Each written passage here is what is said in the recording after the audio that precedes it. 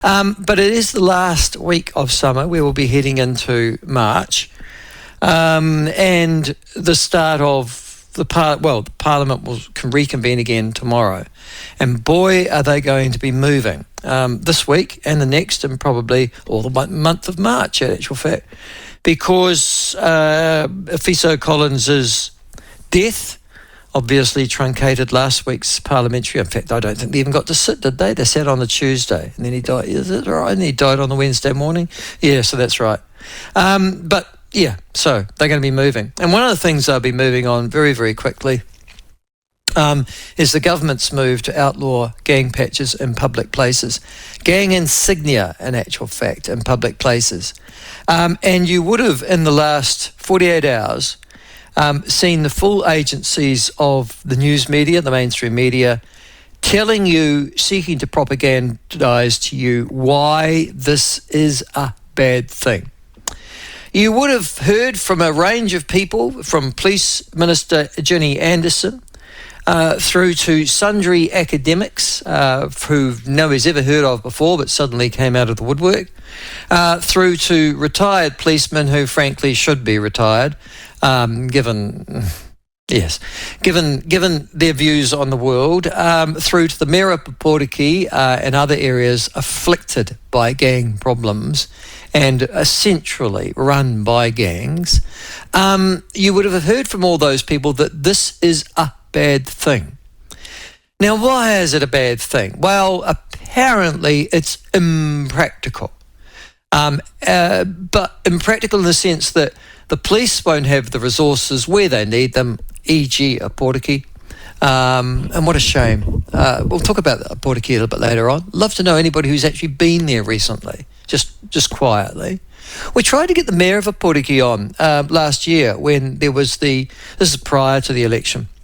But if you remember rightly, they closed the town down.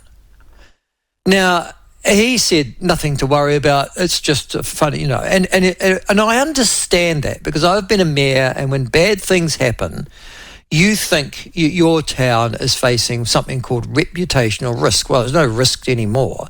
I mean, it's facing bad reputation. So mayors tend to downplay outbreaks of lawlessness that might show their town or city in a bad light nationally. I mean, to be honest with you, how many good news stories come out of a Portuguese? I'm thinking the only news stories that I know coming out of a Portuguese, look at that, Portuguese, very good, Michael. The only news stories coming out of a Portuguese that I'm aware of is that teenage girls stabbed two teenage Maori girls stabbed a retired white teacher to death. And then every other news story that I can think of that I've heard of a Portuguese in the last, 5 or 6 years, would be to do with gangs.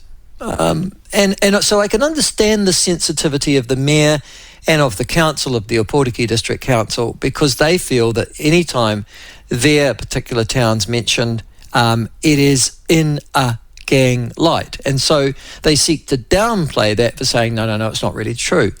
And yet we know that for an entire week last year, every primary school in Portuguese was closed down as a result of the death of one of the gang members, and the other gang was reputed to be responsible. I don't think they've found them yet, Josh, just quietly. I don't think there's been arrest for the murder of that gang leader yet. No, there hasn't been one. Yeah, no. And the theory is he was mongrel mob, wasn't he? And he got driven down by black power. I think that's the way it works. And can I say, I have been in exactly this situation almost 20 years ago, when I was a new and fresh and minted mayor of Wanganui, another area that had its gang issues. Now, the reason that Wanganui had its gang issues was slightly different than the reason that a Portuguese has its. But the fact is that if you're not prepared to front up with the fact that you do have a problem, you have large numbers of criminals, lawless criminals, in your community selling drugs, standing over various people, particularly Maori people, I might add, particularly Maori people. They're not so, unless you are into drug dealing and you're white, you tend not to get stood over by the mongrel mob or the black power. They do tend to look after their own. Their own ethnicity particularly gets targeted. But they also, it has to be said, dominate particular neighbourhoods. And one of the things that white journalists in Wellington, the white and brown media in Auckland don't actually understand is that they don't live in those streets. You see, and it took, I'm a white educated person, middle class, all right, and pretty much old school. And when I lived in Wanganui, I lived in a white enclave on the top of a hill called St John's Hill.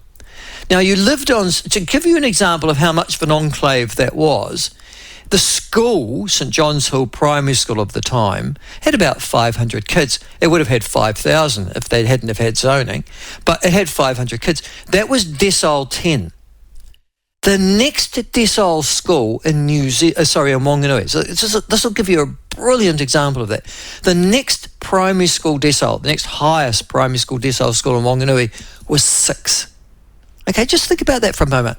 I've got a decile 10 school, St John's Hill Primary School as it was then, sitting atop St John's Hill, a white leafy suburb of nicely manicured lawns, picket fences, and essentially the middle class of Wanganui.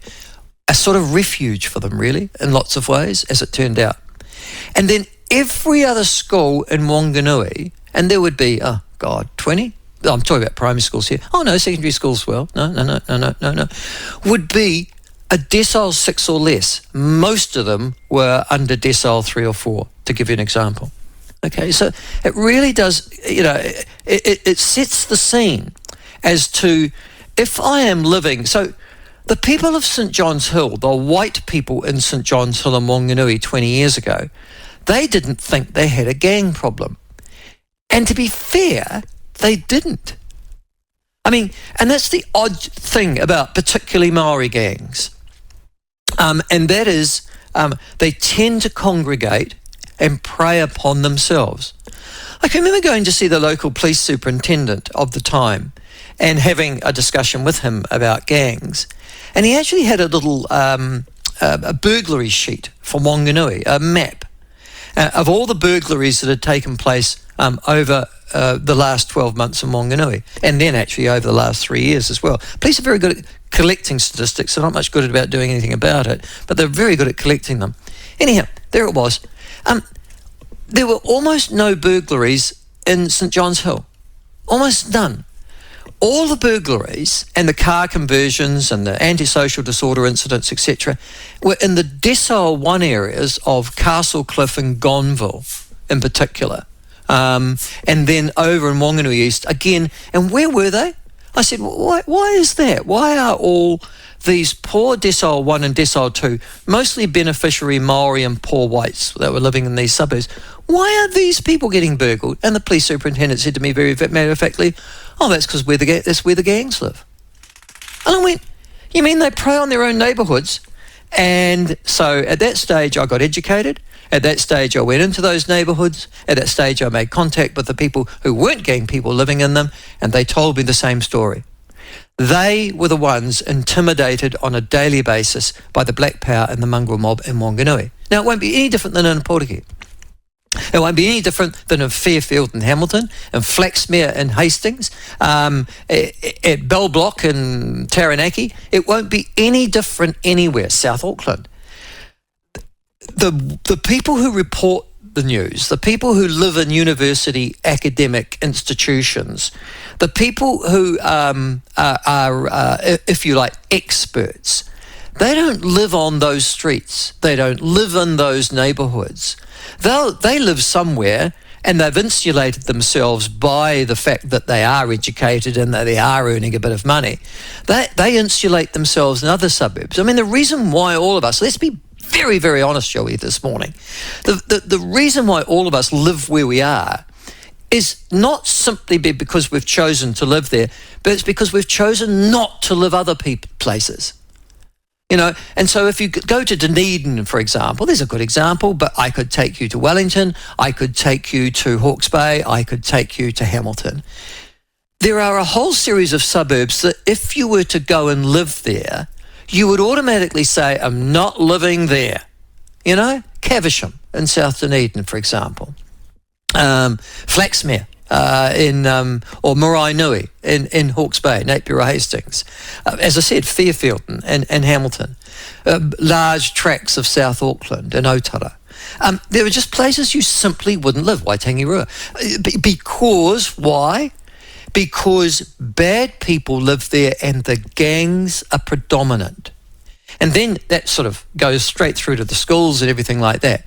No school teacher, unless they are a saint, I assume, or incompetent. I would imagine there's only two types of school teachers teach in Decile 1 schools in this country.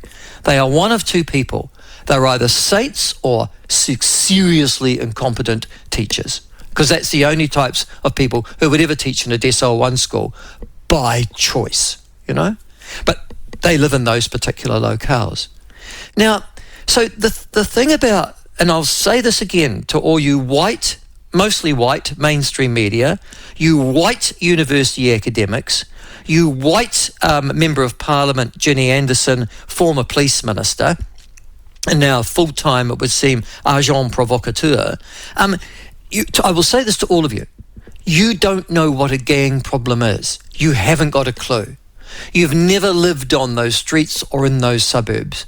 You've never had your life threatened or intimidated on a daily basis. You've never had your children put at risk as they walk to and from school. You've never felt unsafe in your own home at night, because out there, just beyond the fence, just beyond your front door, bad people are congregating and live. And that's the really frustrating part of the gang issue in this country. That gangs are actually defended by an unholy alliance of white middle-class liberals, mostly academically educated, who know nothing about them except to go, oh, hi, and you come strut away and say, oh, I said hello to a Mugram mob member today. It's made up of either of those, or it's made up of people who are essentially communists and who believe that poor mongrel mob and black power people, it's not their fault.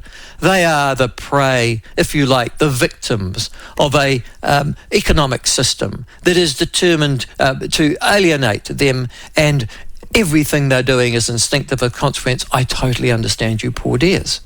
Now,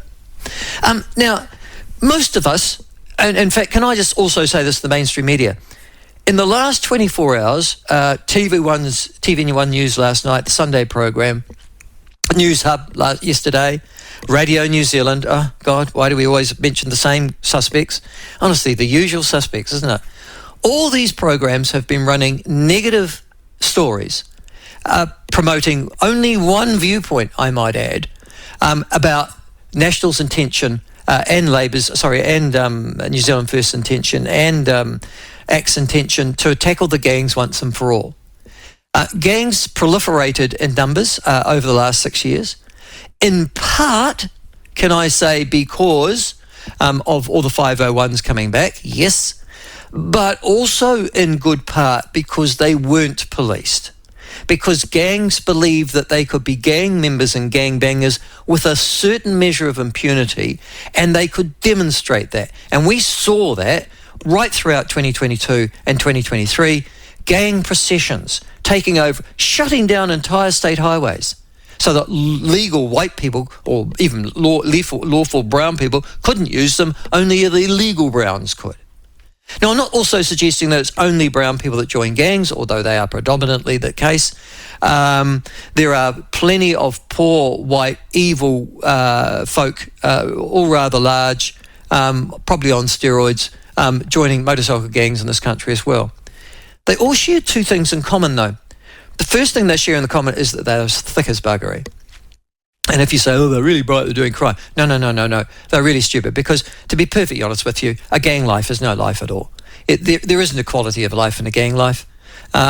If you think you don't have independence or individuality in society, go and join a gang. There you'll see, you really are told what to do. You're in a sort of criminal army. I guess that's the best way of describing it. And the second thing is about these, is that these people have such a poor sense of self-esteem. I mean, it's ironic, isn't it? Because some of them are huge men. They have such a poor sense of self-esteem that intimidating, beating up, cowering others in their community, particularly the weak, the vulnerable, it makes them feel better about themselves, And that leads to the patch. The patch is critical to the way in which gangs think.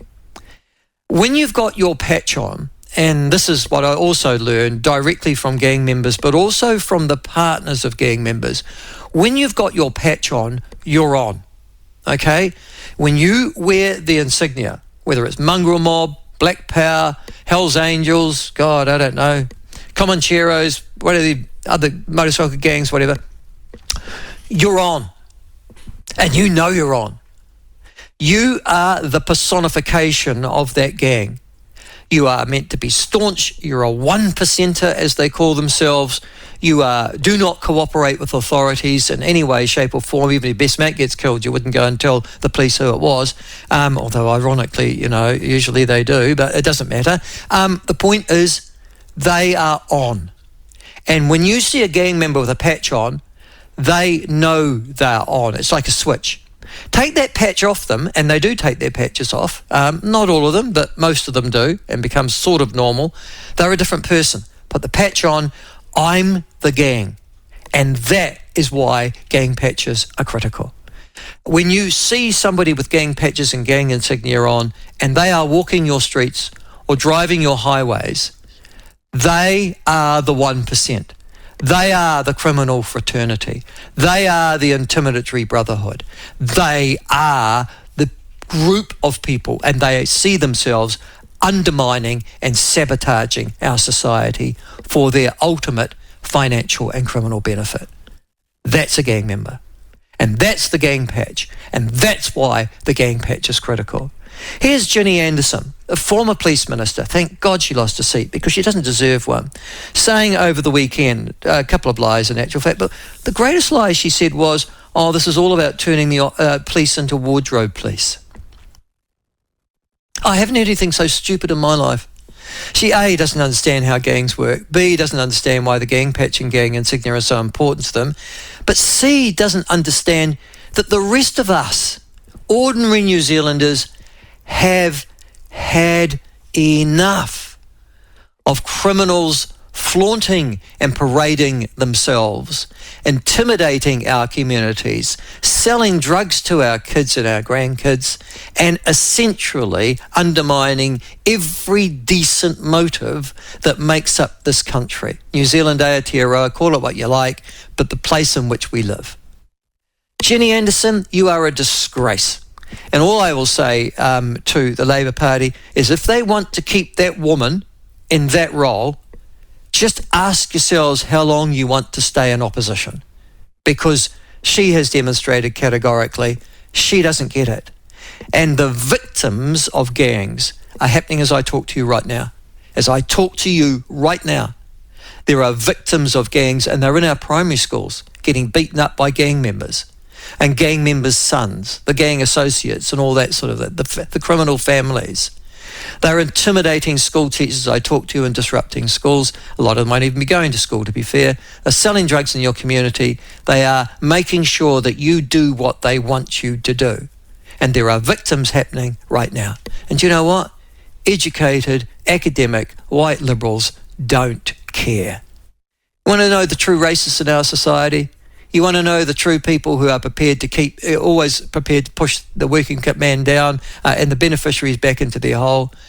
It's not me. It's not the Conservatives. It's not the forces of the centre-right. It is the Western, weak, white, academic liberals who believe that they are not worth protecting and not to stand up to gangs and their ways. Those are my thoughts this morning. You will have others. I've got lots of other things to talk to you about this morning. But gangs are an evil, pernicious influence upon society. Their numbers and their influence has grown over the last 6 years under the previous government and Ginny Anderson and all her previous mates. They exist only to commit crime. They exist only to commit evil and antisocial deeds. They must be fought. And if somebody doesn't like the fact that they're having their patches about to be taken off them, I'm struggling to see the problem.